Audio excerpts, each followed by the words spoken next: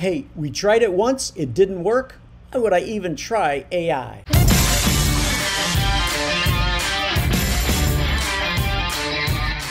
Welcome to Click AI Radio, where you'll learn the secrets to transforming your small to medium business.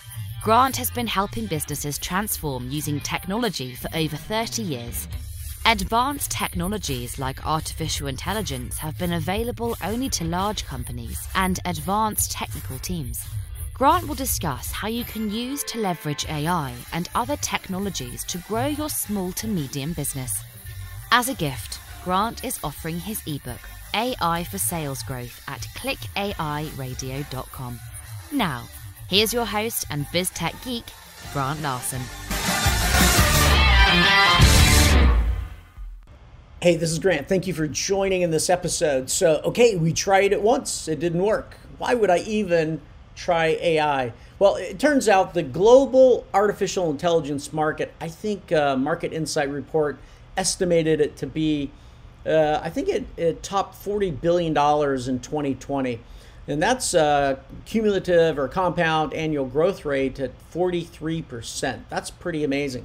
So there are some amazing achievements around AI. However, you know what? There's still a lot of bugs to work out with this stuff. Let's take a look at some. Okay, so let's take a look at one of these failures. It was genderify, right? 98.4% probability that the word male matched to the word professor. And if you put in the word stupid, it'd come back and say 61.7% was female prediction. Oops, what the heck, right? What a mistake. Here's another failure, right? This facial recognition. I'm sure you've heard of this one. You know, you've got some 94-year-old granny who has to be held up, you know, in front of the picture, you know, in her Chinese bank just to get her face, right? Just there's some usability challenges there, right? Uber, of course, walks away from driverless, citing adolescent AI. Obviously, Amazon, they axed AI for their recruitment because they found out that it had bias. It had a lot of bias in it. And that's, you know, eventually the Amazon engineers realized that the AI was indicating that the male candidates were automatically better. Oops, not good. Here's another Amazon failure, all right? Their facial recognition software matched 28 U.S. Congresspeople with criminal mugshots. Yep. So this facial recognition thing is tough. All right. So in short, what does AI actually work for? Right? Where's it actually succeeding? Where's it doing well? Well, McKinsey points out that AI is shining in the area of big companies that are now reporting 20+% of their revenue coming from AI insights. That's pretty big. 2/3 of those big companies are using it to increase sales. And these companies plan to invest more into AI in response to COVID.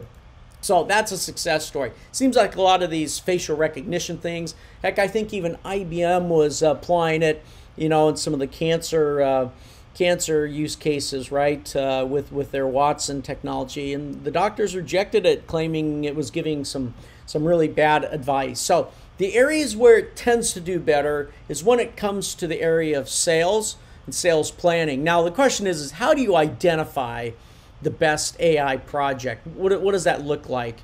Well, typically what you're looking for is something that's going to give some level of conversion or attrition impact. So if you can increase your sales conversion or reduce the attrition of your people, that's typically where it tends to do well. So your sales and account management teams typically are benefited from this. So you got to build a business case around it. In fact, there's an article by a guy by the name of Jeff Caitlin. Yeah, this is on Forbes. He pointed out a couple things here. He said, look, typically you're looking to predict customer churn, or you're looking to handle online reviews better, or improve your messaging.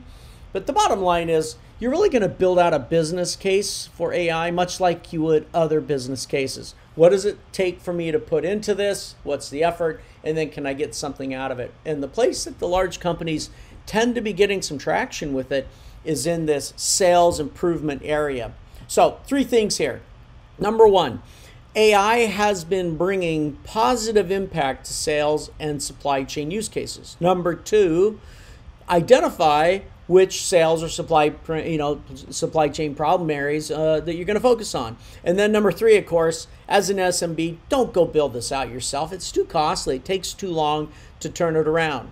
So hey, I invite you to join me Thursday in a web class to bring some positive impact to your sales and supply chain scenarios. Go to clickai.com/breakthetrap. That's break the trap, TRAP. clickai.com/breakthetrap. Look forward to seeing you there. Thank you for joining Grant on Click AI Radio.